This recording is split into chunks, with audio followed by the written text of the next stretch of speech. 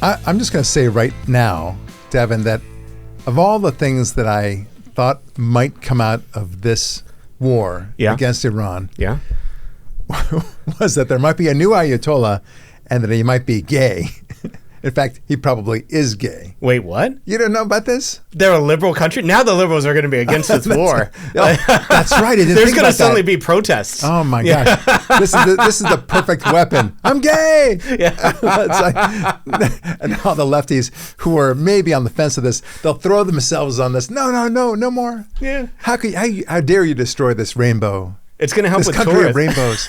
Tourism is going to be like, Iran is flaming.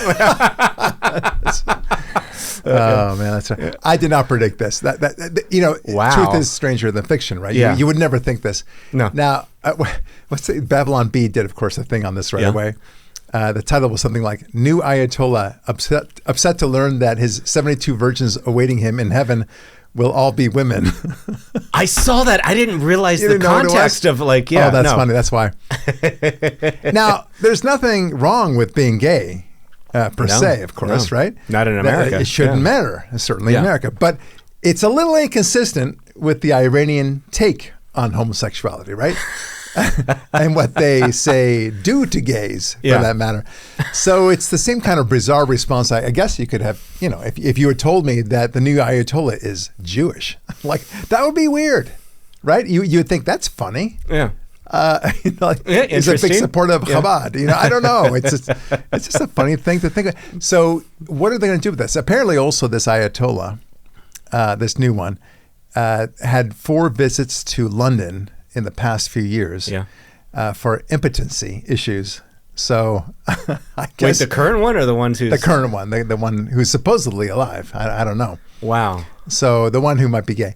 So maybe the reason why he's impotent is they're only, they're presenting women to him and he's like, I can't seem to be interested in them. My normal bodily interest is not rising, shall we say, to the occasion. My God. That's very funny. Yeah. All right.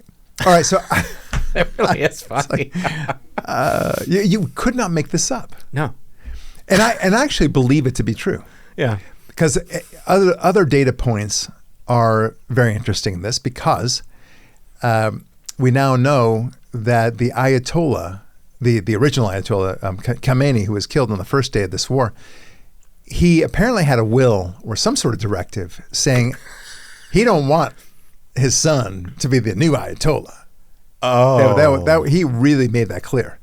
Wow. So, but I guess they didn't have any more sons and they had to do something. They wanted to kind of present a legacy. But then there's a whole weird thing about you haven't even heard from this new Ayatollah. Yeah.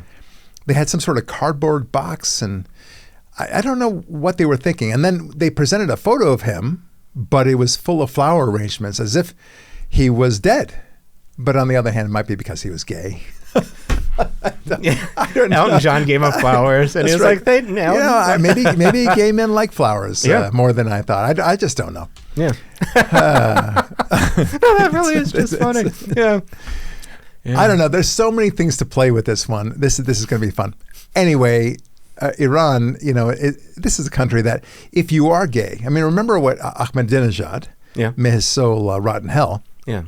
Ahmadinejad, when he went to Columbia University, that's interesting. It was Columbia University. Always Columbia. The people that most admired him, right? Yeah. This is back in the, 2010, 2012 time period. Yeah. And he speaks to the crowd and somebody asked appropriately, how do the gay community fare in Iran? Yeah. And he responded, there are no gays in Iran. Yeah. And everyone started laughing at him, and Right. he didn't know what to do with himself, and it was kind of a funny moment. But maybe he was right. Yeah. Because they kill anybody who's gay. Yeah. So there may not be any gays, at least none of the obvious kind, the ones that actually announce themselves. Yeah. Maybe they're all in the closet. I suspect they would be. But the moment you are perceived to be gay, you're thrown off the building. Yeah. Right. So, and I heard, now this is a rumor, but I welcome anyone writing to me about this. They say that they would rather you have a transsexual surgery. No, I'm sorry, gender affirming surgery. Oh, God. They would rather you have transsexual surgery than to be gay. In other words, if you're going to be interested in other men, then we want you to be a woman. Got it? Yeah. It's kind of, there's the logic there. Or there's some science to it with the biology with ayatollahs in Iran. It's very strange. At least they give an option. Yes. They're going for like, hey, how do we make this work? Well, this is the same regime, the original Khomeini, the original Ayatollah, Khomeini, who died of old age. I wish he died of some miserable death, but that's another story. Yeah. He said that sex itself was unclean because a man uses his penis, of course, as part of that sexual act, and the man uses a penis to urinate. Therefore, it's dirty. Like biology with the Ayatollahs in Iran. Yeah. Go figure, that's genius, right? Yeah. No, that's just... It's weird. He's thought a lot about the penis. Like, that's a thing based on my thoughts on the penis and why there are no Something's gays. very weird. This regime is very crazy. Yeah. The things they do to women, the things they do to gays, of course, the things they do to young children. I mean, so much stuff will come out once this regime, God willing, collapses. We'll learn a lot more. Yeah. And I do believe that this war is going to end soon enough. And I would say good for today. I think I'd be surprised if it lasts more than 2 weeks from today. Wow. So basically give it to the end of March, maybe very early April, see what happens. Yeah. But I think they're on the ropes. Yeah. And there's nobody really able to come out and surrender. Yeah. It's a kind of a funny thing. In fact, who is it? I'll say it right now. I think I found it. Yeah, the Iranian president, Pezeshkian. Pushkin. Yeah. No, it's Pezeshkian. He wants to resign.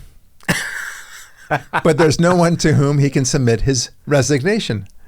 Perhaps he doesn't want to go meet all his erstwhile terrorist colleagues. Yeah. So Israel Channel 14 is reporting that Iran's President Pezeshkian wants to resign, and he intended to submit his resignation to the supreme leader today following the elimination of Ali Larijani.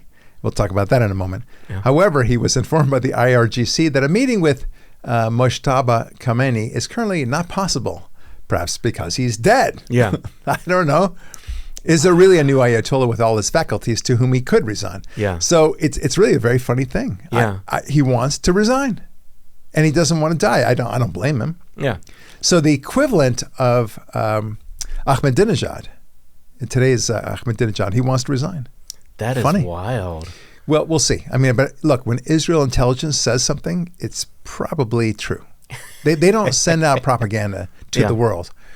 They'll propagandize to the actual enemy, pretending that, for example, we'll talk about this in a moment, where Tucker Carlson thinks that there is no war going to happen, and they use him as an asset. Yes, but and then they go attack the Iranians anyway. That's kind of fun. Yeah. All right. So this leads me to some extent to my theme today. Okay. And it'll be a short theme, and that is.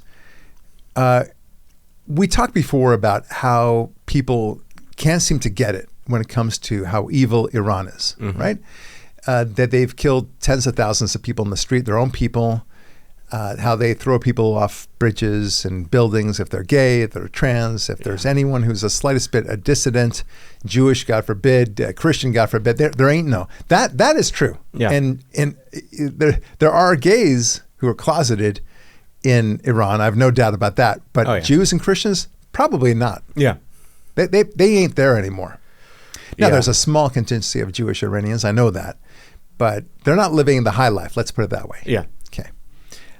So anyway, we talk about this, Queers for Palestine, Queers for this, and women's group that support Iran. Yeah. They are silent when it comes to the horrific stuff that they do to women, and the hijab and everything else. And it's even worse in some other Muslim countries, particularly Arab countries, where you're not allowed to go out in the street and such. And then you hear people say life is worse for women in America than it is in Iran. Yeah, it's good that you're laughing at that because wait, they're absurd. Serious? Oh yeah, it's on The View. Some idiot said that. We should have never legalized marijuana. That it just these people are no. It should have never happened. No. That is absurdly funny though. That's yes, but I'm going to propose a theory about why this is happening. We talked before about the reason why they may believe this or they don't focus on this. We talked about how everyone has a smartphone and they could find out very quickly that the Arab countries and Iran are very against women. Yeah. And it's horrible to be gay. They're horrible to be anything other than a male Muslim man. That's it. Yeah. And the honor codes and honor killings and such. We talked about that, and that perhaps the reason why is that people didn't want to see it because it didn't fit with their agenda, and perhaps they'd rather be with the Muslims, as brutal as they are, because they have common cause with the leftist cause against the West. Yeah. Right? Yeah, pretty much, yeah. Yeah. Yeah. Or could it be that they're just stupid? How about that? I mean, really, seriously. Yeah. Well, the IQ, the average IQ is by definition 100. Yeah. Right? Different countries have different levels of it. I understand that Somalia is something like 86 or something. It's really very funny. Very low IQ over there. Yeah. But putting that aside, all around the world, the average IQ is 100 by definition. Right. And that means that 50% of country's population is below the level of 100. Right. Okay, that's because it. It's average. It's average. Yeah. It's a bell curve. Exactly right. Yeah. So that leaves a lot of room for a lot of idiots. Yeah. Okay, people with IQs of less than 80, less than 75 for that matter, who are happy to believe the craziest things. Yeah. Maybe we've got this all wrong, Devin Goodman. Yeah. Maybe they're just stupid. Yeah. I mean, it's certainly worth exploring. Yeah. Because you and I scratch our heads. How can somebody believe this? Well, a stupid person might believe it. Yeah. And you're welcome. That's it. That's it. I think that's, and even still, like, maybe they don't even believe it. They just parrot. Say this. Yeah. Okay, I'll say this. It say makes that. them feel intelligent. Yeah. Maybe raise their IQ up 10 points by agreeing with some professor who's rubbing his chin. Yeah. But they're just idiots. And it doesn't help that a lot of these young people especially are, I think you alluded to just a little while ago, are smoking pot all the time. Yeah. Legalized at that. Yeah. Okay, so that's an issue. Yeah. And we have to understand that a lot of these young people are drunk, doped out, yeah, or just couldn't give a crap about anything. Yeah. They're just stupid. Yeah. And I know that's not a very highfalutin, philosophical way of looking at this, but it could very well be the answer. You could get a lot of people to do crazy things if they're stupid. Yeah. And they want to feel smart. Yep. And you make them feel smart. Yeah. Maybe that's the philosophical part of this thing. Yeah, and I think that's one of the best advice I have, and I constantly have to remind myself that, is if you run into someone who's just absurdly off and you kind of blame yourself or you try to figure it out, a lot of times you have to think, no, what if they're just stupid and or on drugs? Yeah, and it's like, oh, actually, that makes a lot more sense. Yeah, and helps you react to that person accordingly. Yeah.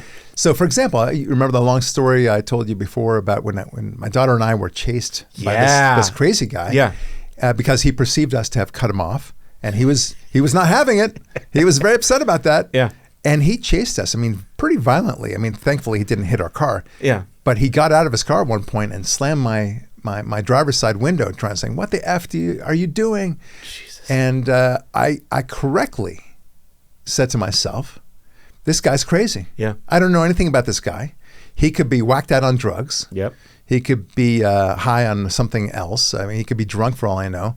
He could just have a wild temper tantrum right now. He could be schizophrenic. I don't know if that's what they do, or bipolar, whatever it is. I've caught him in some sort of episode. Yeah. And I am not about to reason with him. There's a lot. There's nothing you could do. A part of me would say, oh my gosh, you are so right. That was really rude of me to cut you off. Part of me thought, even though I didn't, Yeah. and I don't need to fight him on this issue, but I thought for a second, what if I got out of the car and said, hey, dude, I'm so sorry about that. You are right. I will try to be a better human being in the future. Yeah. All right? But there would be a high likelihood that he would just take a swing at me. Yeah. Right? Now, because the guy was clearly crazy because he approached me. I have a big SUV. Yeah. So for all he knew, I could have had a gun in my car. Right. I could have been 6'8". Yeah. And really big, and I could have just squashed him like a bug. Yep. He didn't know what I looked like. I knew what he looked like. Right. So obviously the guy was not rational. Here's my point. The point is, what you just said is just we have to deal with the fact that some people are stupid. Yeah. Or crazy or drugged out or whatever it might be, and there are plenty of those people. Yeah. Here's another thing to think about. Some people, it's funny, we all live in our own heads. Yeah. By definition. So the things that I love music. Yeah. Right? I love the Beatles. I love Radiohead. I used to like Pink Floyd, no more. No. But Led Zeppelin. We can go on, Yeah. of course. And I can just assume, hey, everyone likes those groups. Right.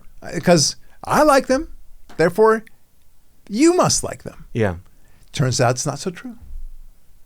Yeah. I love French. Just passionate about French. Don't know why. I assume everyone loves the etymology of words in French like I do. Right. Not true. Yeah. I love Dostoevsky. Yeah. Turns out I'm in a small minority, right? So we tend to think that other people think like us. They have the similar interests as us. Yeah. Now, I know intuitively, of course, people have different interests. That's obvious. But that's not the same thing. It's about process.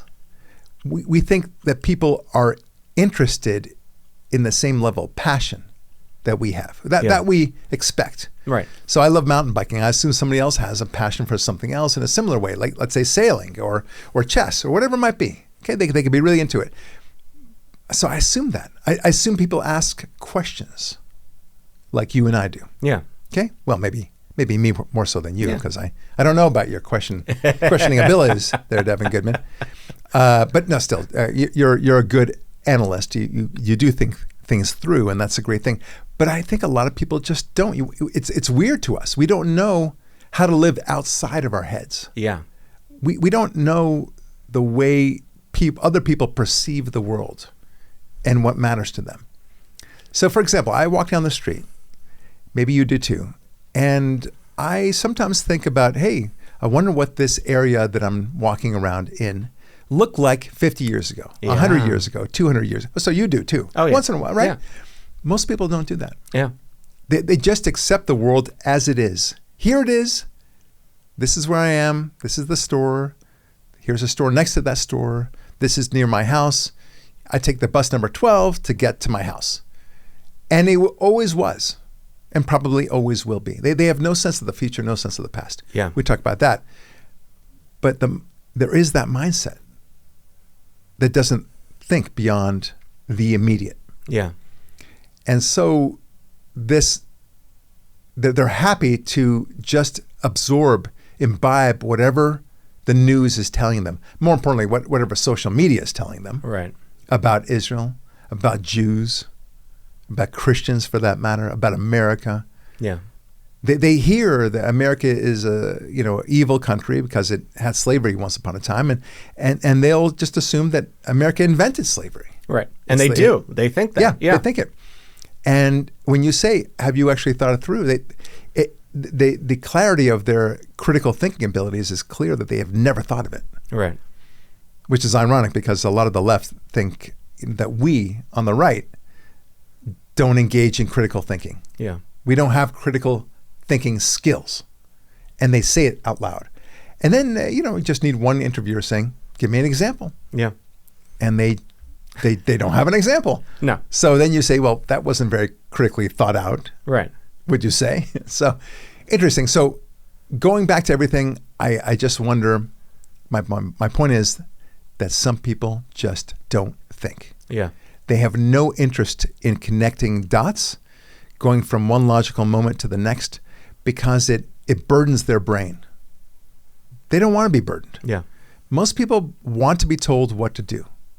Tell me where to show up. Tell me what to yell. Tell me what drug I should take. Right. And I'll do it. It's an amazing thing.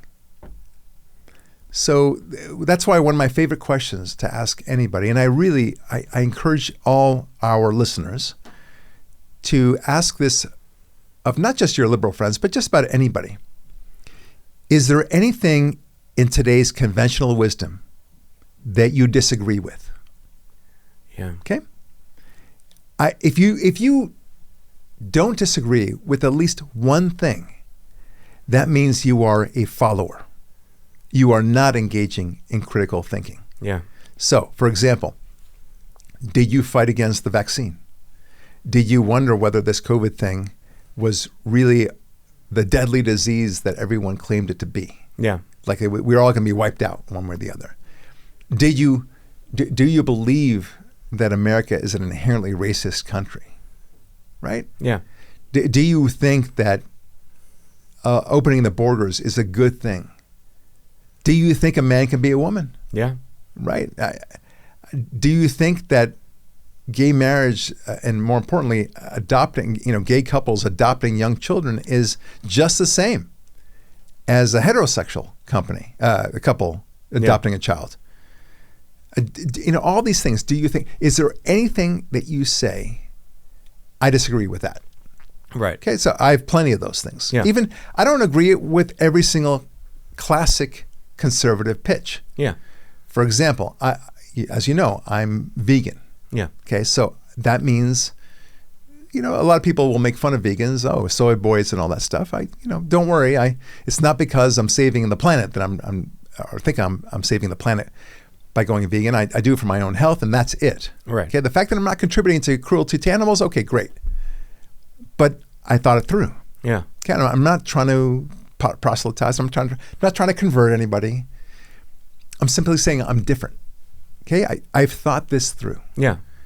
But I'm otherwise pretty consistent on the conservative cause when it comes to transgenderism, gay marriage, abortion for that matter. Of course, keeping the borders secure. I don't think that's so hard being conservative on all these important issues. And by the way, I think the vegan thing, it's just more of an association thing than it is a conservative thing. On the contrary, I think being vegan is conservative. Yeah. For a whole bunch of reasons. You take charge of your life, right? That's what we conservatives are. We are radically responsible for ourselves. We are accountable to ourselves, and that includes our own health. Yeah. And if you just say to yourself, "Oh gosh, I'll eat whatever is out there, and I'll just go to the hospital if I have to. Yeah. I'll take these drugs if I have to." Why? Be in charge. Be responsible for yourself. That is the ultimate conservative thing. That's why I'm vegan. Yeah. Okay. But again, it's not about veganism here. I'm simply saying it's an example of how I cut against the grain. I'm against the conventional wisdom, even sometimes in the classic conservative pitch. Right. But here, being conservative alone in Los Angeles, you have already cut against the grain, right? You have already gone against the conventional wisdom that everyone is feeding you at school. You are a brave soul, right, for being conservative. Yeah. So think about that. Anyway, I think it's a very realistic thing. Very good question to ask. Maybe they're just stupid. Yeah. Okay, and they're being exploited because they're stupid. Yes. So the idea that you go to these different people and try to convince them, maybe you're dealing with a really stupid person. Yeah. Let it go. Yeah. Okay? And just because they're in universities, Columbia or otherwise, don't be too impressed. There are a lot of stupid people there. They may have gotten decent SAT scores and even a good GPA. Yeah, I'm not so impressed. Right. Okay? I went to Stanford. I've seen a lot of people there that I can say kind of surprised that they got in. Yeah. Okay? And even more so today. All right. Anyway, I just think it's a lot of fun to talk about that. Yeah. So we have said to the Iranians that we demand unconditional surrender. Yeah. And that means that we expect them to resign, completely leave Iran. Trump offered them immunity. That's fine. meaning that we won't prosecute you for war crimes and such like that, but you got to get the hell out of Iran and leave it to the people. Right. But Tucker Carlson doesn't like that phrase. Yeah. Oh, no. He feels strongly about using the phrase unconditional surrender. Check it out. Unconditional surrender means foreign troops get to rape your wife and daughter if they want. And everyone knows that. And that has been, if there's one consistent lesson of history, it means unconditional surrender means foreign troops get to rape your wife and daughter. Everyone can feel that. That's like the most atavistic instinct there is. And so Okay, so that's bizarre. Yeah. Like, that's what it means? So, and this is too easy. This is again, critical thinking, right? So what about what happened at the end of World War II? Roosevelt demanded unconditional surrender Right. of both the Germans and the Japanese. And everyone knows that meant we're going to allow you Americans, soldiers, the victors, to rape anybody, any woman you see. Really? Yeah. So again, Tucker Carlson. Right. Look, a very rich man, very influential man in a bad way, but in some ways very stupid. Yeah. Or just wants people to glom onto this. He's appealing to the stupidity of people. Right. Because all you need to ask is the question I asked. Well, what about World War II? Right. World War II is a fantastic foil to many arguments out there. Yeah. I don't know. This idea, like, everyone knows. I mean, it's so frustrating. Yeah. The director of the United States National Counterterrorism Center resigned on Tuesday in protest against the Iran war and blamed Israel for dragging America into decades of conflict. Wow. Yeah. Joe Kent, a former U.S. Army Ranger who served 11 combat tours, blah, blah, blah, and whose previous wife was killed in the line of duty in Syria in 2019, wrote in his resignation letter to Trump that Iran posed no imminent threat to the United States. Okay, it's clear that we started this war due to pressure from Israel and its powerful American lobby, meaning the Israeli lobby in America. Yeah. Until June of 2025, you understood that the wars in the Middle East were a trap that robbed America of the precious lives of our patriots and depleted the wealth and prosperity of our nation. Kent blamed high-ranking Israeli officials and influential members of the American media for creating a misinformation campaign that wholly undermined your America First platform, meaning Trump's America First platform, Yeah. and sowed pro-war sentiments to encourage a war with Iran. He continues on. The echo chamber was used to deceive you, Trump, into believing that Iran posed an imminent threat to the United States and that you should strike now. There was a clear path to a swift victory, according to Kent. Yeah. This was a lie and is the same tactic the Israelis used to draw us into the disastrous Iraq war that cost our nation the lives of thousands of our best men and women. Okay. Wow. So I'll start off with the last part. Yeah. No, the Israelis did not drag the American president into the Iraq war. There's no evidence for that. That is completely a lie. This guy, Kent, something was going on with him. He probably saw that he was going to be fired regardless and saw an opportunity to resign ahead of time and use this as a pretext to make himself feel grandiose and noble and get a lot of attaboys from the Democrat media. Right. What do you think? I really don't know. It's one of those things where it is war, so there's a lot of things going on that people are talking to. They're making plays that we're never going to know. But I think it's terrifying, this level of anti-Semitism. I think it's terrifying that we're so divided, not only as a country, but also MAGA, that I really don't know what's going on with him or why he's... This guy Kent, Yeah. I don't know if he's doing it because he's an anti-Semite. Yeah. I think he's just doing it for kind of making noble his exit. Yeah. When in fact he probably was a clumsy bad guy in the first place. Probably it was going to be fired anyway. Yeah. Or he just wanted attention, Right. saw an opportunity. Like what's his name, the idiot Michael Cohen, the former attorney for Trump. Yeah. Right. Turned against him. I didn't know that. Okay, yeah. Michael Cohen, you've heard of him, of course. Oh, yeah. He's an old, yeah. Yeah, so Yeah. this from the first administration. Yeah. And he turned on Trump, and it didn't work out well for him. So these are people that are opportunists. Yeah. Let's put it that way.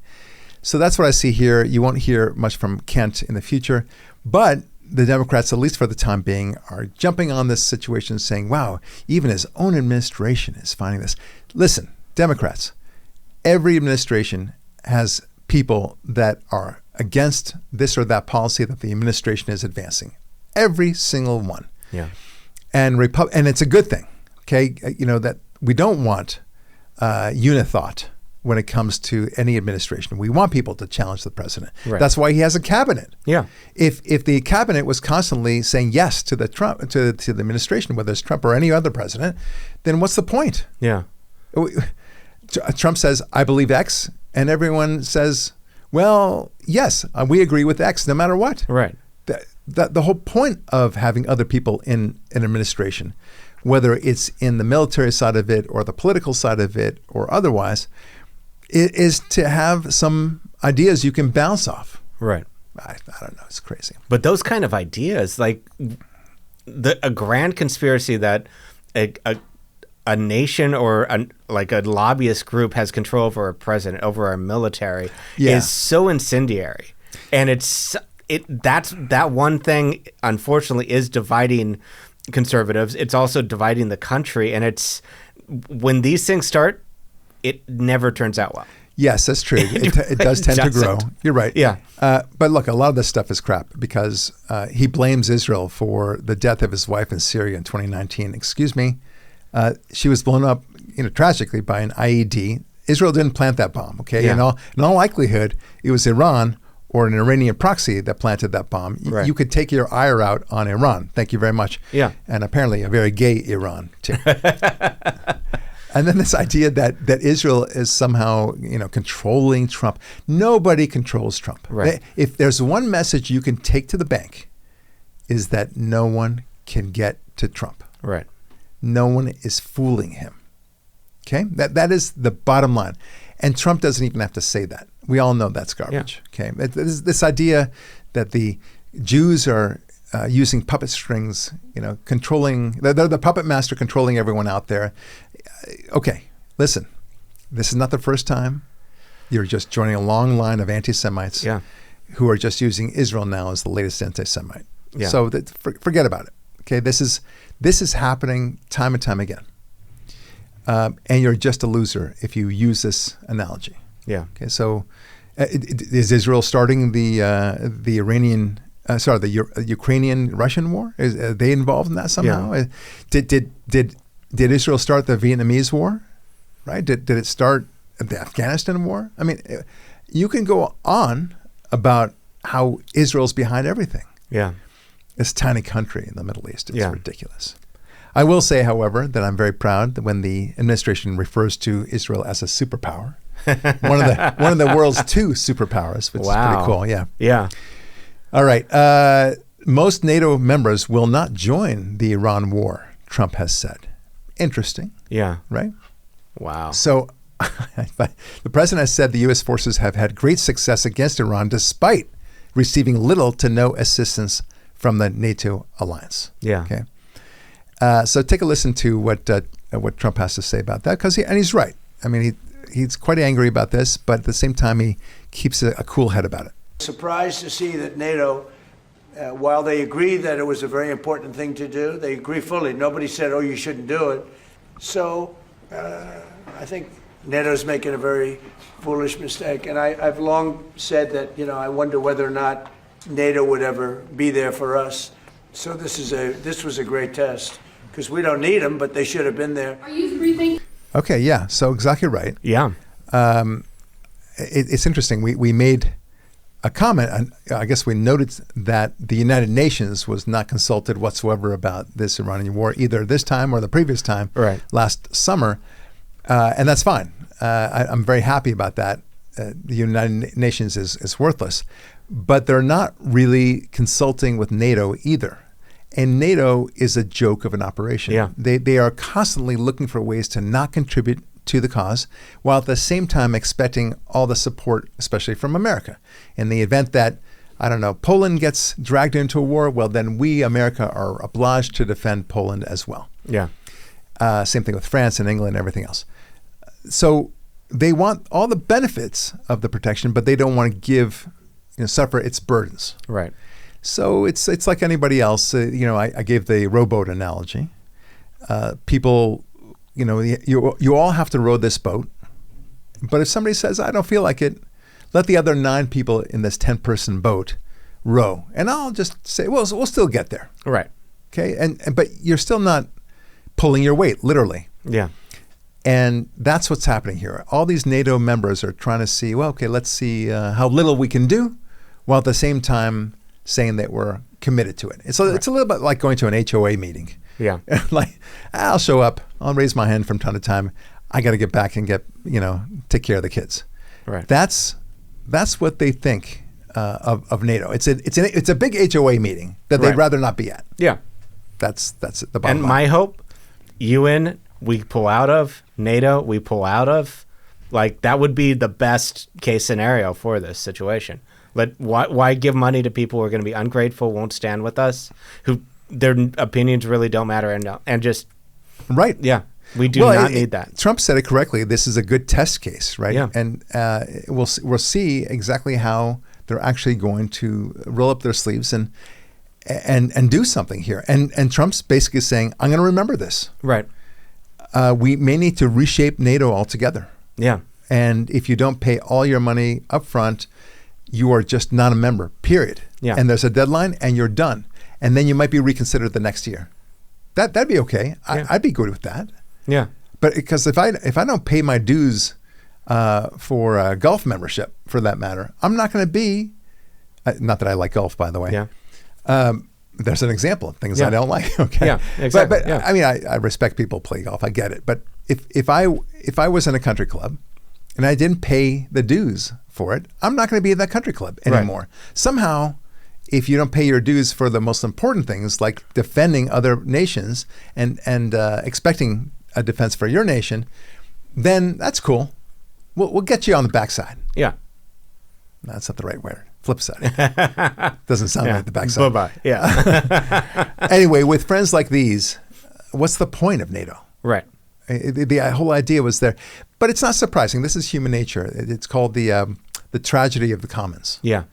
Where people are all expected to take care of a common yard between them, in the middle, in the midst of them. And guess what? It doesn't get taken care of. Nope. Because they don't have their own personal stake in it. Yeah. They figure somebody else will do it. And that's what's happening. It's the tragedy of the commons. Yeah. All right. Good news on the Iranian war still. The Israelis have confirmed the assassination of, what's his name? Larijani. Ali. No. What's his name? Larijani. I don't know his first name. Ali Larijani. No. All right. He was targeted in what is the single most momentous targeted killing following the death of the former supreme leader, Ali Khamenei. The military referred to Larijani as the de facto leader of the Iranian terror regime. Oh, wow. The Times of Israel adds, after the supreme leader's death, Larijani established his position as the de facto leader, noting that part of his role, Larijani led the political security coordination of the Iranian terror regime and was involved in directing its international activity. It's a big deal. Yeah. So I'm really happy about this. This is a good thing. I think they are really running around like chickens with their heads cut off. Yeah. And they're all looking to find ways to get out of Dodge. Now, here's another story I want to bring up, which is one brought up from Adam Mossoff. And he brings up this very interesting point that the New York Times, the Washington Post, CNN, all those guys, all make it sound like this war against the Islamic regime is floundering. Yeah. Or is a failure. This is so wrong. The media is just misleading so many people. The facts are very simple. As of this morning, the U.S. and Israel have completely decapitated the Islamic regime. Yeah. Its navy has been wiped out with over 100 ships sunk. It is no longer able to fire more than 1, at most 2 ballistic missiles per day. Wow. And soon it'll be 0, of course. The Baziji thugs who slaughtered thousands of innocent Iranians 2 months ago are themselves being wiped out and are running away at the faintest sound of a drone. Yeah. This is kind of cool. Apparently, there's some hilarious videos about this. I wish I could find them. The Islamic regime foreign diplomats are requesting asylum in multiple countries. Wow, really? Yeah. Oh, wow. You remember the request for asylum by these female soccer players Yeah. in Australia, Yeah. and they were awarded asylum. Oh, that's nice. Yeah. There are reports of regime troops refusing to show up for duty in Iran. The war is succeeding massively in every goal of each phase. So what comes next, just about anything is better than a nuclear-armed religious regime that explicitly seeks an apocalypse of Israel, and of course the U.S. as well. Yeah. But they're undaunted, these guys. The Telegraph, all these liberal outlets, the Telegraph, which is a British paper, they titled their article, Trump's Great Miscalculation. Wow. As if somehow he had no idea this war was just going to get him into a quagmire. No, he didn't. Yeah. Donald Trump's war, as if it's his war. Yeah. But I thought the Israelis are to blame for this. They cannot make. That's lies can never keep it straight. Yeah. Just pick a lane. Yeah. Donald Trump's war is entering its third week, and the global economy is buckling. Yes, buckling. The true damage of the U.S. president's offensive will be revealed this morning as the oil markets reopen after weeks of no Western movement through the Strait of Hormuz. Okay. So war should never have any consequences. Right. Not even a short-term consequence. Everything should be exactly the way it is. There should be no blip in the stock market. Nobody should have any movement whatsoever. They can't even take a break from the day to watch the news. I have a son who's in the IDF right now. Okay. Yeah. So that affects me. Yeah. All right. I'm definitely deeply affected by this. I would like there to be no war at all, but I also don't want the Iranian regime, and I can understand from a macro point of view, this war is awesome. It's very important to pursue this war, as dangerous as it is for so many soldiers, American and Israeli, including my own son. I know that this is an important war. Yeah. So take that and smoke it.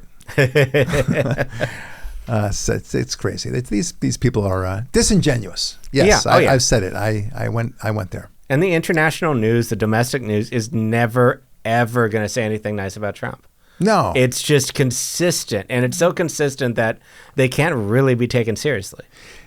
It's the point that I think maybe you brought up last week where we were exploring the ideas. Is there anything that people are saying about this war that is in any way good? Like, can they agree that getting rid of the regime is a good thing? Yeah. At least that. Forget about war. Let's say, I don't know, we put a bunch of itching powder in their underpants. Yeah. All of them. And we managed to do that. You can have a similar to the beeper attack, but much less deadly. Yeah. Okay. And they all kind of panic, and then they run out into the streets, and that's where we have American soldiers waiting for them with guns drawn, and now we arrest them. Nobody's hurt whatsoever. Yeah. And that's that. Would that be a good result? You're right. Just asking. And I wonder whether they would be able to say yes to that. No. Yeah. Is there anything about this war that's good? Let's say this war ended this minute. As in the middle of this podcast, the war ends, and there's no more death at all, and the regime collapses, and there's a democracy that's installed. Would you say that the war was worth it? Yeah. Just hypothetical. Right. It's a thought experiment. Yeah. I think most liberals would still be against this war. Yeah. They would rather the mullah still be there. Yeah. Weird. Oh, yeah. They still want to fight. There's nothing that Trump is doing in this war that will not be judged in a negative way. Right. The Strait of Hormuz thing, involving the Israelis, bombing anything, nothing is being done correctly. It's a quagmire. It should have been done within 1 hour. Yeah. This from the New York Times, the Michigan synagogue shooter. Do you remember this guy? Yeah. Thankfully, nobody died. Yeah. But it was a very important, horrific, almost attack that could have killed dozens of people. But the New York Times wants you to know that the Michigan synagogue attack shooter, his relatives died in an airstrike in Lebanon. Oh. So we only have ourselves to blame. Yeah. That's what they're intimating. Yeah. Right?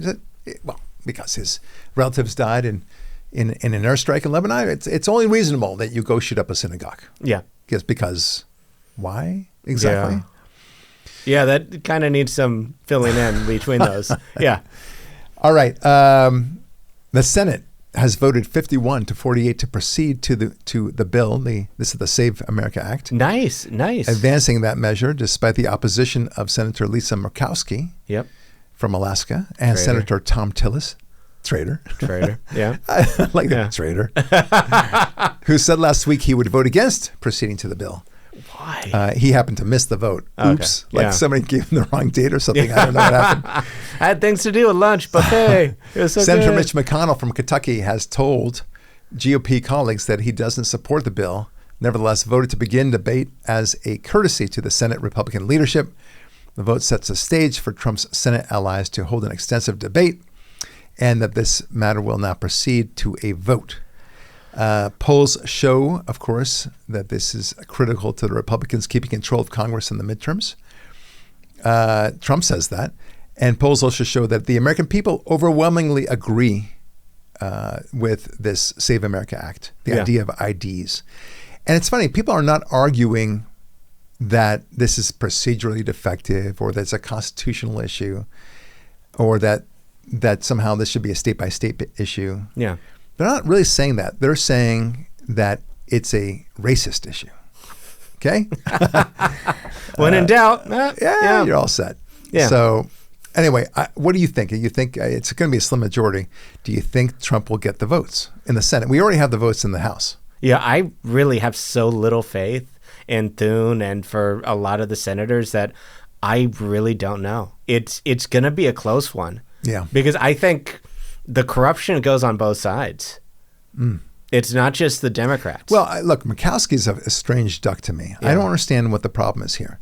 She argued, just like Democrats did, that there are some people in rural Alaska who may not be able to vote because they don't have means to get to an ID. Right. But wait a minute. If you have means to get to the voting booth, then you probably have means to get to a place which issues an ID. Makes too much sense. Way too much sense. No, right? that argument will not work. Here's the thing that I really want from people, for all of you people out there, mostly Democrats, who say that requiring an ID is racist, or that more importantly, that's just too hard to get an ID. Okay, I want you to find me somebody.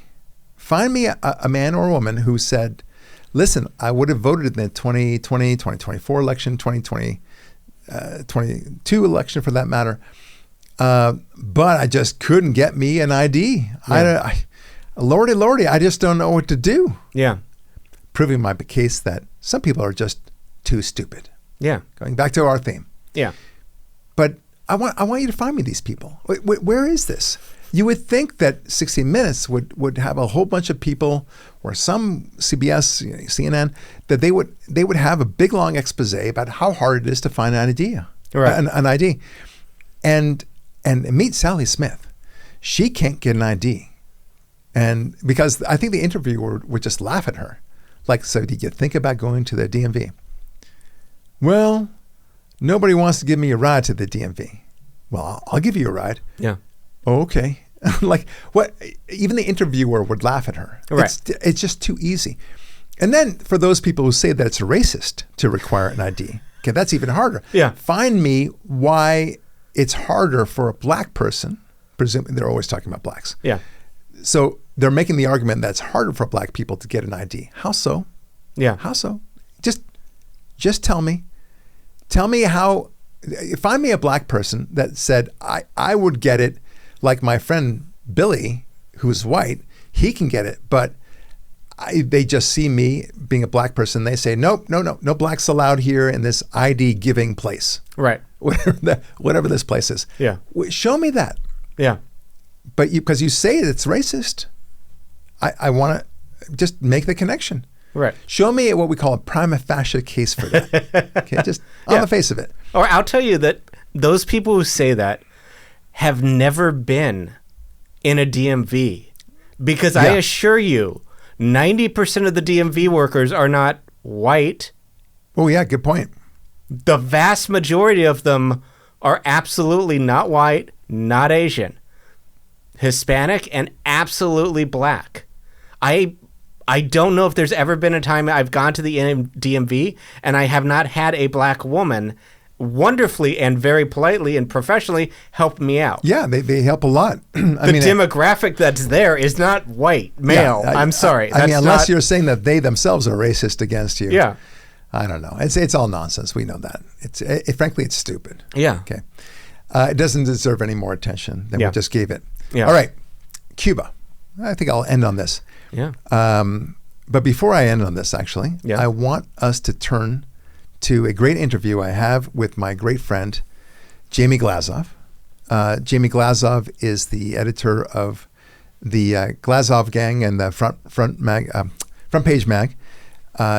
Incredible work on the conservative side of things, calling out issues as he sees them. And he just did this great book called United in Hate. And with that in mind, I'd like to play this great interview I just had with Jamie Glazov. Hit it. All right, everyone. Barak Lurie on the Barak Lurie podcast. We're here with my friend and an incredible author and thinker, Jamie Glazov. Jamie is an amazing man. He hosts a PhD. He holds a PhD in history with a specialty in Russian, U.S. and Canadian foreign policy. He's also the editor of Front Page magazine. That's a fantastic magazine, by the way. You've got to get that. The author of very critically acclaimed and best-selling books, including Barack Obama's True Legacy and Jihadist Psychopath. Both of those, by the way, are fantastic books. And he's also the host of the web TV show The Glazov Gang. His new book is United in Hate, The Left's Romance with Tyranny, Terror, and Hamas. Welcome, Jamie Glazov. Thank you so much for being on the show. What an honor to be here, Barak. Thank you so much. We've known each other for a long time now. I think it's been like 20 years. That's what I'm going to guess. Yeah, I think that's about right. I remember United in Hate when it came out in the very beginning, and now this is a revised version, right? Yeah. And it is updated. It is fantastic. It is, even if you had read the original version, you've got to read this version, because there's so much new stuff in it that is really interesting. Yeah. Jamie, tell me, in your own words, if you had to explain everything about this book, of course, you talk about how these various different groups are literally united in hate against the United States and, for that matter, Western civilization. But I don't want to replace what you would summarize the book with. So go ahead and tell me. Well, how about even right now? Everywhere on social media and in the establishment media, so many voices out there. Oh, where are the feminists? Why aren't the feminists supporting the persecuted women in Iran? What's going on?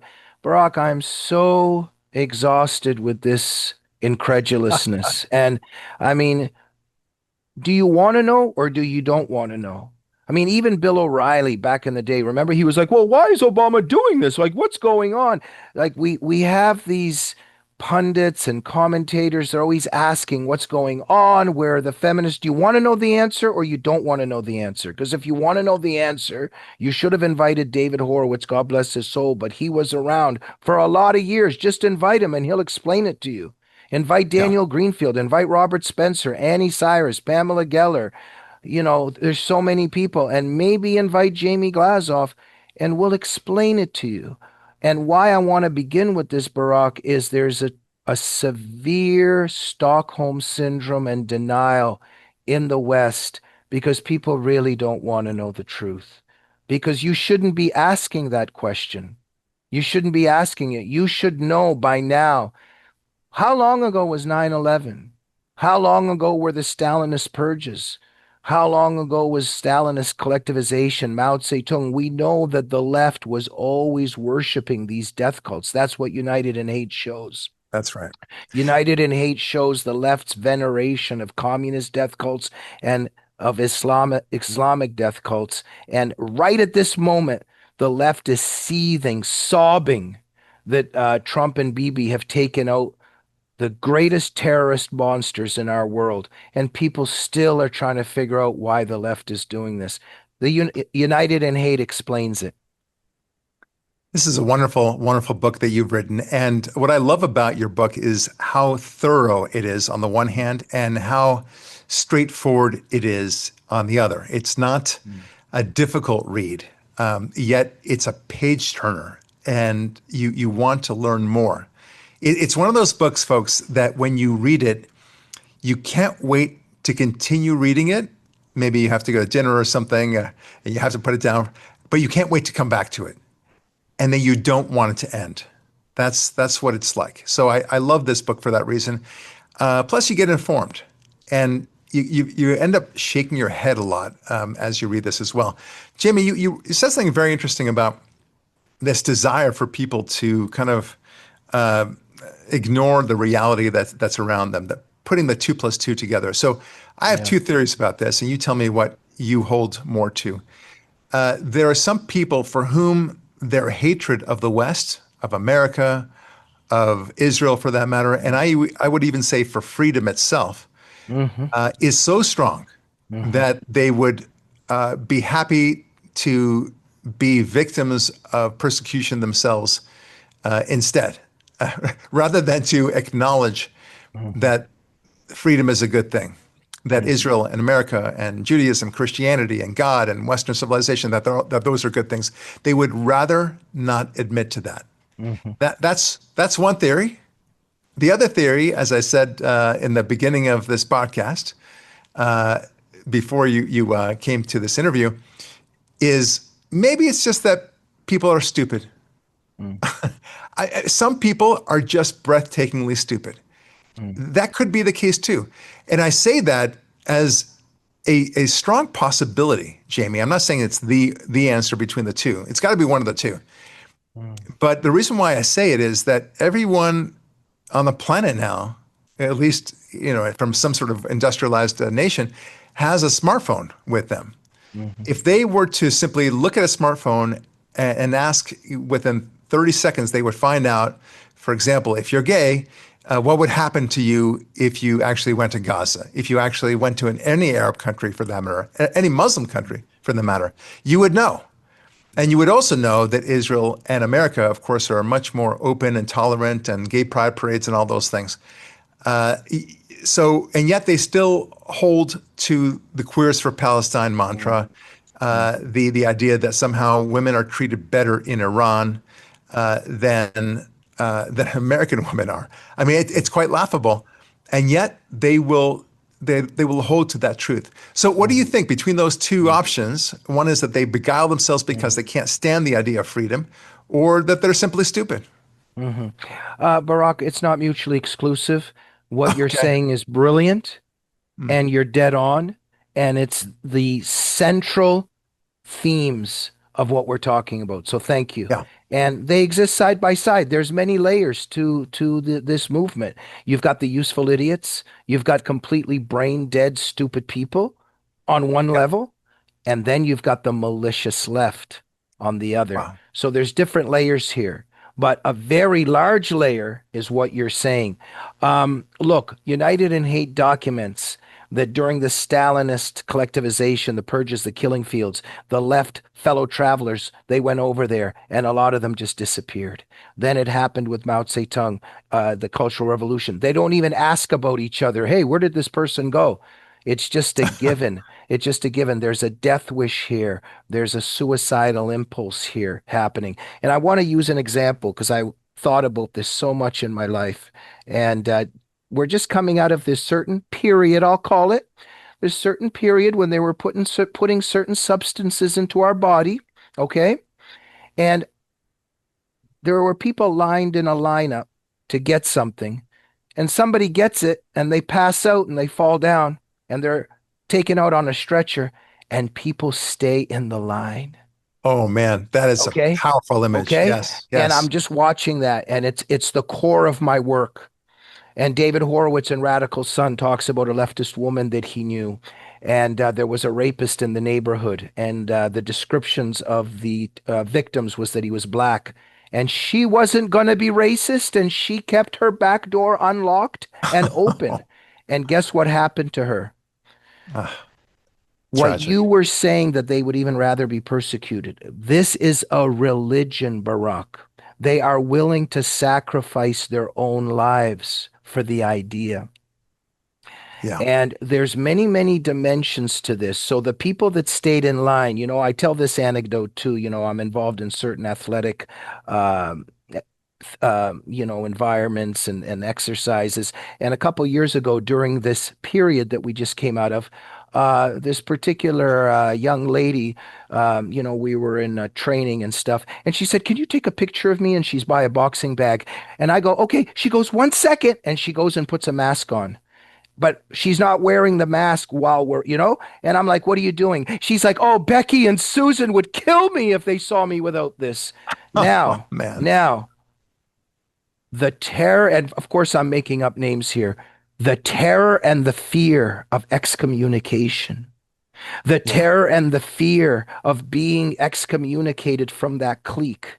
You see, the left is a social life, and it's a lot stronger with women too. It's harder for women to leave the left than males. There's a lot of different dynamics here because the Oh, that important is interesting. yeah, yeah, oh Let's talk yeah, about that yeah, later. yeah. Yeah. That's Go why ahead. Phyllis Chesler, such a brave, heroic woman. It's very hard because the woman clique, the female clique, is a little bit different than the male clique, but that's another subject. But for them to be disowned and for them to suffer party excommunication, many of them would rather die. I was Wow. over listening a lot of these liberal women here in Los Angeles. "Oh, I went and got it. Oh, I was in bed for 3 weeks. Oh, I couldn't move. I was in so much pain." And I was always thinking, and what if you died? But it's better for them to experience that than to be called racist and a white supremacist and a MAGA supporter, because that's death for them. Okay? So now the That's a left, spiritual death that they it's a can't spiritual abide. death. So, but the Yeah. left is brilliant what it's done. Because what the left has done is, of course, racism is bad. Of course, it's not good to be a racist. But when I say but, I'm not excusing racism. What I'm saying is being called a classist isn't such a big deal, but being called a racist is the end of you. So what the left has done very cleverly is it's conflated Muslims with Islam. If you say something about Islam, it means you hate all Muslims, which is complete BS. They've also racialized Islam, and Islam is not a race. But what they've done is, if you even mouth the slightest criticism of Islam, you are immediately a white supremacist and a racist, and you are responsible for the subjugation and oppression of colored brown minorities throughout the whole world. And so people are so terrified to be branded a racist that you don't mouth one word when acid is thrown in the faces of women in Iran for not wearing the hijab. You don't say anything because if you say one word, you're on the side of the white supremacists. You see, Yeah. the left is brilliant in this. But I'm going to add that it's multi-layered. There's also a lot of leftists that support the persecution and oppression of people under Islam. They're living vicariously through it. And most importantly, Barak, most importantly, you alluded to this with your brilliant mind. If you want to destroy the Judeo-Christian world, if you want to destroy Western civilization, and that's what they want to do, if somebody says to you, "Hey, they're honor killing their children in this Islamic environment over here, and look at the Hadith and the Quran that serve as the foundation to that," if you accept that, if you accept that Surah 424 and Surah 3350 and Surah 2431 and Surah 3359, if you admit that jihadists use those terms to rape and to take sex slaves, then you might have to admit something else, that Western civilization is better and superior Oh, that's to fantastic. Islam. Yes. Okay? Yes. Great And then observation. and then guess what you're going to have to admit after Yeah. that? That Hmm. our society is worth defending and protecting.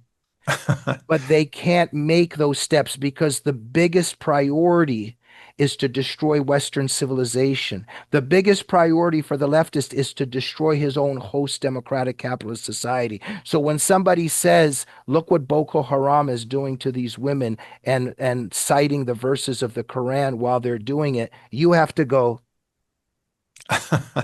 Well, this is very much like what is happening right now with the Iranian war, right? So when Israel is going into Gaza and doing what it needs to do to get rid of Hamas and to retrieve the hostages and such, then there was clamors that somehow Israel was killing tens of thousands of innocent Palestinians. Not true, but nevertheless, that was all the talk of the town. The colleges throughout America and otherwise were protesting right and left, barring Jewish students from even going to class, for example.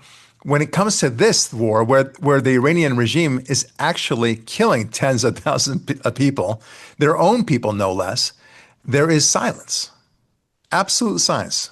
Even though you would think that they would be supportive of fighting this very brutal dictatorial regime, at least that's what they claim. They're against fascism, right? But not if it's Iranian fascism, then it's okay. Absolutely. And look, this rising Jew hatred and this rising anti-Semitism that we're seeing right now, and so look, I don't want to come off as, oh, I knew, but I'm just going to be honest because of my studies. And when I saw October 7th and observed what happened, I knew immediately that there would be a euphoria and ecstasy on the side of the left and that anti-Semitism would escalate rather than them Yes, you taking did. And I sides. remember that. And I wondered about that. And Jamie, you were dead on Yeah, right. because I've shown United in Hate. When the Stalinist killing fields were at their peak, the left was the most euphoric. And then Mao Zedong's killing fields and then Khmer Rouge killing fields. They get very excited and euphoric because they're living vicariously through that murder. Because you see, for the left, Barak, for us Christians, it's Jesus' blood that redeems us. Through our Jewish brothers and sisters, we share a lot together. We believe that there's a certain suffering. We need to ask forgiveness from God. We seek redemption from above. According to the leftist, they are gods, and Oh, wow. human blood will redeem the earth. You see? That's why Mao Zedong wrote, it's Wow. important to kill as many people as possible because they're going to disinfect and sterilize the planet and create their utopia. So, Wow. so the leftist is creating a classless society. Ground Zero 9/11. Why were they so excited? Because it's on the ashes of Ground Zero that they're going to build their perfect utopia. Meanwhile, the Sharia followers are building their Sharia utopia, classless utopia, jihadist utopia, both on the ashes of Western democratic society. And therefore, they are not united in love, they are united in Hate. There you go. I God. love it. I love it. That's brilliant. Look, you made a comment about what we Jews and what we Christians believe. You're Christian and I'm Jewish, and we both share the same God. That's the bottom line. Christians call it the Old Testament. We call it the Torah. It's basically the same a book, and we believe the Ten Commandments. You appreciate the mitzvot of Judaism and all the stories of what you call the Old Testament. And this is something that is fascinating me recently. I talked about this recently in a podcast also. I've discovered that Muslims don't believe in the same God. It just can't be the same God. If this is the God that in the Quran says that we must kill all the Jews that are hiding behind these rocks and these trees, that can't possibly be the same God as the one that says those who bless the Jews will be blessed and those who curse will be cursed. It doesn't make any sense to me. So that's one big problem. The other big problem is just in their living out their jihadist mentality, especially in the past couple of decades, but even October 7, can you imagine any Christian soldier, any Jewish soldier going into an enemy territory and carving up innocent women's breasts and chopping off kids' heads and burning people alive and taking glee in the torture and then grabbing people as hostages and for that matter, dead corpses? That would be impossible. We would take prisoners because they've surrendered, and then we try to treat them as humanely as possible. These are two reasons why I don't think that we believe in the same God. Am I off base on this, Jamie? I know you're an Barak, expert in this. let me try my acting skills. Now, Barak, it's just the extremists. Now, don't be so pessimistic. It's just some people that misunderstand the true loving nature of Islam. You see, what you are saying is true. And I've always tried to understand what is this? What is this when the person wants to say to you, now, Barak, now. It's just, you see, Barak, what you are articulating is the truth. Yeah. Sahih Muslim 6985 that you've referenced. It's the genocidal hadith. All Jews must be killed for the day of judgment to come. Throughout the Quran, Jews are called apes and pigs, descendants of apes and pigs, etc., etc., etc., etc. You see, for the leftist, who is a god and creating the perfect world, what you're saying, it's too much. They have an emotional incapacity. There's a lot of leftist friends that I know. They're like, Jamie, I believe in a better world than you do, because you see, they want to go to sleep at night. They want to go to sleep. What you're articulating, what I'm articulating, if Islam is the problem, Barak, we got a big problem now, don't we? And We sure do. that problem might involve what Reagan said. And Reagan said every generation has to shed its blood and fight for freedom. Every generation. But it's kind of easier in a way to go, no. We just give a little bit of land, give a little bit of hugs, and give a little bit of money, and everything will be okay. Amazing. The Amazing. Oslo syndrome, Kenneth Levin, Yeah, who that's right. wrote, right? So there's a narcissism here, Barak. They believe that they can control things and they can fix this. Yeah. But I think you can't fix this. Like the average leftist, you're not going to fix this in a simple way. And a lot of them, because of their narcissism and emotional incapacity, they can't accept the truth. do you think also, Jamie Glazov, that perhaps part of the reason why they are fighting so hard against America, especially in this particular war, that they want this war to fail, for example, New York Times, CNN, and so on. Do you think that part of the reason why is that there's an element of inertia or even laziness where they don't want to do what it takes to deal with evil? It's easier to pretend that the evil's not there. It's not Mhm. as bad as you claim it to be. Let's not lose our treasure and blood fighting over something that may not be such a big deal. Is there an element to that? Barak, if I took a piece of paper and I know some people and I said, here's a piece of paper. It says that Islam is not a religion of peace and that the jihadist is inspired and motivated by the Quran, or you will get killed. How many people do I know that will bow their head and the jihadist has the sword and he's about to behead them and they're Yes. still saying Islam is a religion of peace, and then boom. Wow. They can't. They would rather give their lives. It's a religion. They have to believe in this leftist dream of equality and we're all going to hold hands and everything will be okay. And Yeah. there's, yes, what you're referring to too. There's a certain laziness there too. You know, I talk about these different layers. Something that very much gets on my nerves about conservatives, and David Horowitz, God bless his soul, always said that conservatives don't know how to fight political war. A lot of conservatives shunned David. They didn't like the way he fought. They didn't like his assumptions. They thought that, oh, us and the leftists, we just disagree on how to get there and we'll work it out. And Mitt Romney and his bow tie and just being really nice to Obama during those debates. What a disgrace. They just want to be nice. And you see, this is the problem.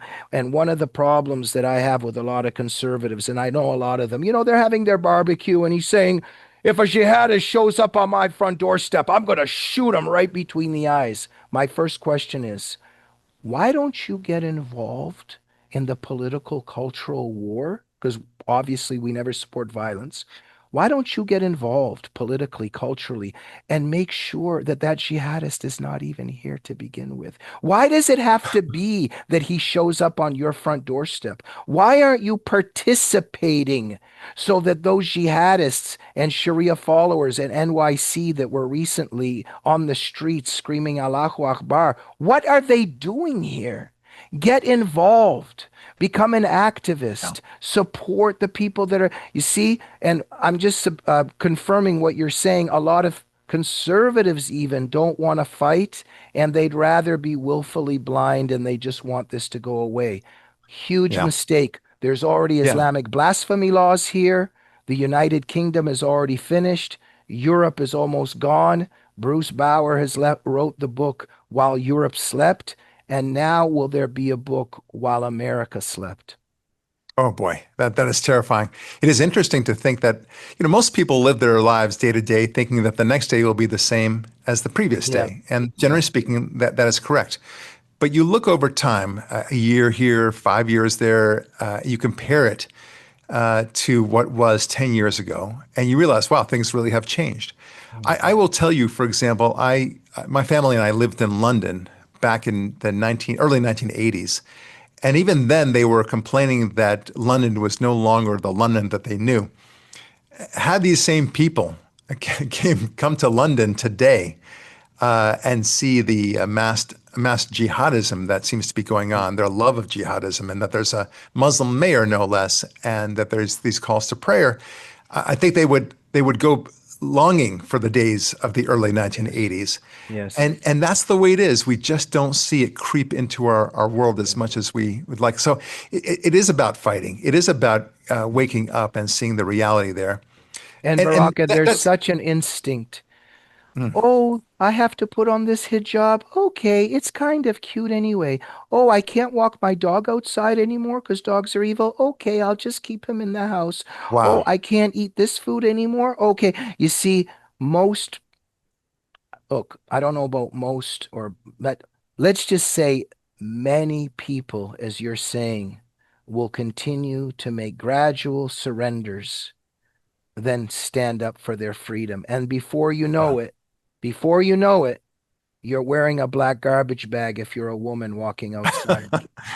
Yes. Well, look, I mean, before you know it, you have a Muslim mayor and a socialist mayor at that in New York City, who is now allowing the Muslim calls to prayer to go 5 times a day, and that will expand over time. So this is a concern, and we're not even talking about noise pollution. The preference of one religion over the other. If Christians forced everyone else to listen to, I don't know, the Lord's Prayer over and over again over loudspeakers throughout the entire city, I think we'd have a very serious ACLU charge against us as Christians, and I would be support the defense of that. But somehow, when Muslims do it, then the ACLU and other like-minded groups are silent. And that is a challenge. And that leads me to my next question for you, Jamie. How do we best reach people to convey to them why we need to be involved, to get, as you said, to get involved in the political and cultural war that's going on? How do we get them involved? Do we try to convert those people, like the Columbia students, for example, or is it useless to go there? Should we go to the folks in Nebraska? And the reason why I ask this is I heard a very good speech from Brett Stevens recently, and that's exactly his point. I was wondering if you shared that. Well, absolutely, Barak. Look, we have to fight on a lot of fronts, but the key is information. It's an information war. And, we begin with trying to implant courage in people not to be afraid of being called names, those names of racist and fascist and a MAGA supporter. There's so many people just terrified of being called these names. And so we have to do work there. You're very correct that this is a big issue because all my life I've been thinking, do I try to fight the left? Or do I just try to grab the people in the middle and let them know something, right? Right. Because a lot Right. of those brain dead, indoctrinated people, a lot of them are just too far gone. And there was a tweet recently. She says, a lot of you that took the blah, blah, blah. By the way, why I use code language is I want to outsmart the enemy. Sometimes we tell the truth, but other times I think, okay, if I say this word, I'm going to be put into the forest and two people will hear me. But if I cunningly don't say a certain word, then 1 million people will hear me, but I'll give them information in Oh, another way. See? interesting. So Yes. so dissidents are always talking amongst each other. What's the best way to get the information out? But yes, we have to tell the truth, but we also have to be cunning. Because if we tell the complete truth, then we might only reach 2 people. This is partly the answer to your question. Or we can Yes. be Yes. very cunning, use a little bit of code language, and then we reach 1 million Well, people, but get the truth yeah. across. But I wanted to say very quickly that we have to, the one of the, yeah. And so this particular lady on X recently, she said, all you people that didn't take the substance, you did it out of hate. And even if I die, it's okay because I did it out of love and you didn't out of hate.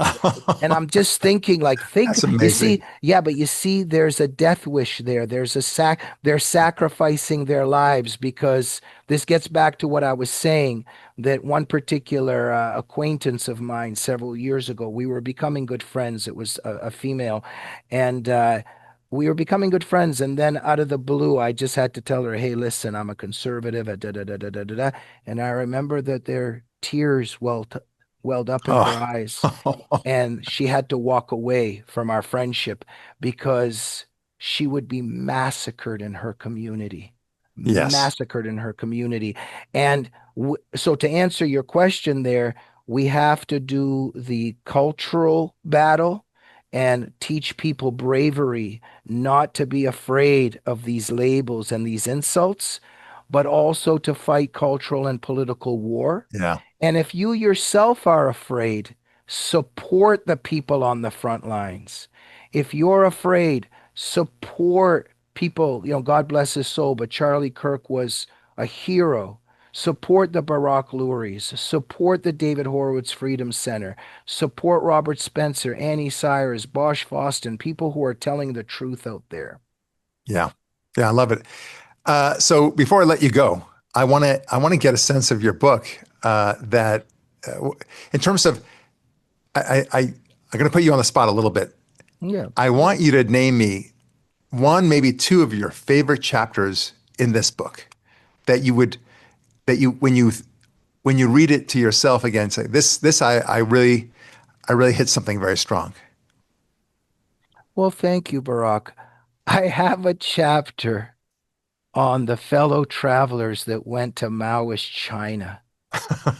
Go on. And they I were love it. just in love with the unisex clothing. Oh, it just, they loved the sameness. You see, Barak, what we share is let us make God in our own image, right? And God Yes. made us in his image. And there's so much to say there, but one of the things to say is God is the ultimate free agent, and he gave us freedom. And part of that freedom is our individual talents, and we get to build when we use our talents. We're involved in God's creation and we're individuals and we're free and he wants us to be free. And you see, communism and the left, they're the opposite of that. They hate when there's a creation or somebody, right? They want everything the same. They want to kill the Wow. individual. And I Wow. show the fellow travelers when they went to Maoist China and they were just enthralled with the unisex clothing. And they very much they were in love with the sameness. And I show that the love of the unisex clothing is the same of the love of the hijab and the burqa. You see? Oh, Because wow. they Wow. don't want individual differences. They want everybody looking the same. That's why the left loves the burqa and the hijab.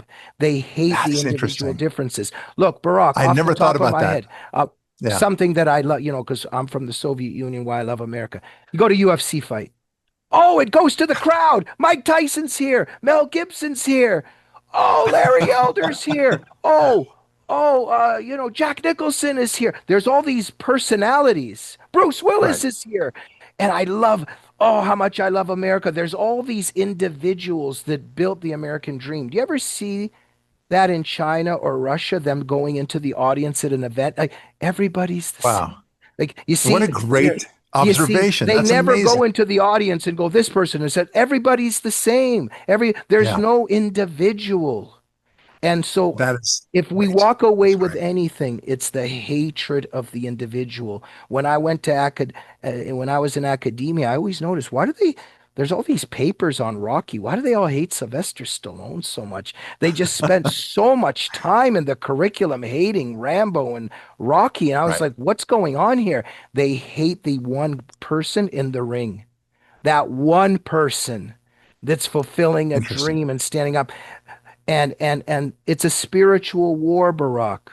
They hate the individual. So the chapter on China, I was fascinated with the love of the unisex clothing, and it's Yeah, connected to the love of the burqa. I love it. I remember that chapter. I really like that a lot. And I can see why. I like you actually elucidated a couple of extra points on that I didn't think about. I loved it. That's fantastic. Well, listen, Jamie, I want to thank you so much for your time that you spent with us in the Barak Lurie podcast. You are a blessing. You're a light to this nation, to America, to Israel, for that matter, to Christianity and to Judaism. We really need you. And I thank you for the great work and for putting out this great book, United in Hate. Please, folks, get this book. Where can they get it? It's just on Amazon or Barnes and Noble. Where can we find it? Thank you, Barak. And just very quickly, I promise, the last idea people walk away with. Imagine leftists taking over your house and then opening the door and saying, come on in, come on in. And there's a whole bunch of rapists and pedophiles outside Wow. waiting. That's what's happening. It's the Yes. war at home and abroad. And what the left is doing here is creating a fertile soil and opening up the back door and the front door for them to come in. So we got to take a Yes. stand, because why would you open our borders? Think about it, right? Yeah. So Yeah. please, everybody, and Barak, thank you so much for having me on, because I'm also very marginalized, as you can imagine, in this culture. They don't want to hear anything I have to say. Go to jamieglazov.com, watch my show, The Glazov Gang. Go to frontpagemag.com, where I'm the editor, and God bless his soul, David Horowitz. That's his magazine. That's his center. We're trying to continue his legacy, but we're trying to expose what the left is all about. But you can buy my new book, United in Hate, at the bookstore at Front Page or on Amazon. And please watch my show, The Glazov Gang. And Barak Lurie was on my show a couple times in the past. It's been great. It's been really a pleasure and an honor all the way through. Jamie Glazov from the Glazov Gang, and I can't wait to read more of your books. Thank you so much for all your great work. In the meantime, God bless. Okay, wasn't that a great interview? I mean, Jamie was fantastic. United in Hate, folks. So you got to get this book. I'm reading it. I'm about halfway through. It is riveting. I can't wait to get back to it. Like I said in the interview, I can't wait to get back to it, and I don't want it to finish either. Yeah. That's the best kind of book, right? I love those books you really don't want to finish because they're so good. They're so Yeah. good. I feel like I'm getting so informed, and he's just one of those guys. It's one of those. He's one of those critical thinkers. Yeah. That we talked about before.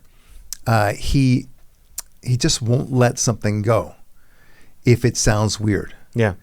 And he'll try to figure it out. He needs to know the answer. I love that about him. And we're kindred spirits. I would like to think I'm as bright as Jamie Glazov. Yeah. But man, oh man, he's a pleasure. Yeah. So thank you, Jamie, for your great work. Okay. As I said, I wanted to talk a little bit about Cuba as our last story. And did you know that Cuba's electrical grid suffered a total failure this past Sunday? Oh. It plunged the island of 11 million people into darkness as the communist regime faces mounting pressure Oh, wow. from the United States economic sanctions and spillover from the Iran war. Yeah. That's awesome. Yeah. I mean, it's just brilliant. Yeah. It's the way it's got to be done. This is a small, ridiculously stupid island Yeah. that threatens the American system. Yeah. They dump their worst people on us. Yeah. Like they did in the early 80s. Thankfully, these people became they contributed greatly to the American system. Yeah. And not only that, but they are staunch conservatives. They understand what communism is. Yeah. So I think that backfired on the Democrats as well. Yeah. So could Trump and our Cuban Secretary of State, Rubio, help the island nation navigate to a post-communist future? This is from the Washington Times, I believe. President Trump has described Cuba as being in the last moments of its life. Bob Hogue at Red State says that President Trump thinks the regime that has kept that country in the 50s, started in the 50s, is on life support at this point, which is soon set to expire. They, meaning Cuba, want to make a deal, and so I'm going to put Marco Rubio over there, and we'll see how it works out. Yeah. We're really focused on this one right now. We've got plenty of time, but Cuba's ready after 50 years. It's actually after 60 plus years, 65 years. He said, however, that Iran is still the current priority. Yes. Yeah. Yes. That's fine. I'm good with that. Yeah. This is a matter of weeks that Iran will be resolved. And then he's going to turn his attention to Cuba. Yeah. And all he has to say, seriously, Cuba? Yeah. You want this? Okay, why don't you just leave? We'll give you immunity. Yeah. You guys are old farts anyway. Just get out of here. Let the people have the regime, the country again. Everything will be great. Yeah, and Cuba will be amazing. They'll be an amazing 1940s ally. and 50s Cuba. Let's go back to that. Yes, it's a time machine. Maybe they'll be one big, huge museum. Life in the 50s. It's free cigars and right. rum. It's not like where you go to these old timey places where they pretend to be living in colonial times. Right. These Cubans are actually living in the 40s and 50s. Yeah. So they don't have to do makeup or anything else. Like they just do who you are. The baseball players that will come, it's going to be amazing. They can still play ball. So the question is whether it's going to be a friendly takeover of Cuba. There are negotiations as we speak. I think the answer is yes. Yeah. I think we're going to have a friendly takeover. Yeah. And then think of the economy and how great things will happen. And I just have great hopes. Yeah. Whatever it is, it's going to be far better than what Cuba offers today. Yeah. And that's a great thing. Look, great things are happening, people. Iran's about to fall apart. Venezuela has already, fallen. Cuba will fall apart soon. We have Greenland now under our control. These are great things. Yeah.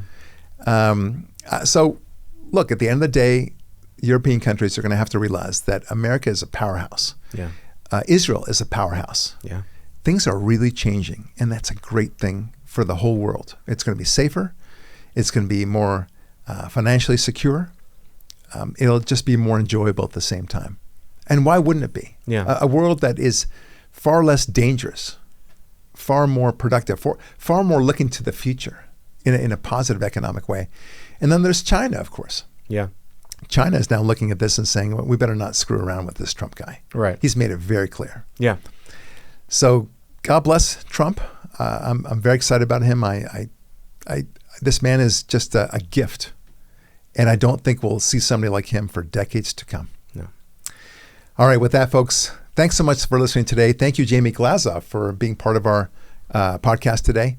And don't forget to like our podcast and to subscribe to our podcast wherever you may be watching it, YouTube, Apple Podcasts and such. It really matters a lot. So please keep on chiming in. And in the meantime, Barak Lurie signing off saying, God bless, be strong, and we'll talk with you next week.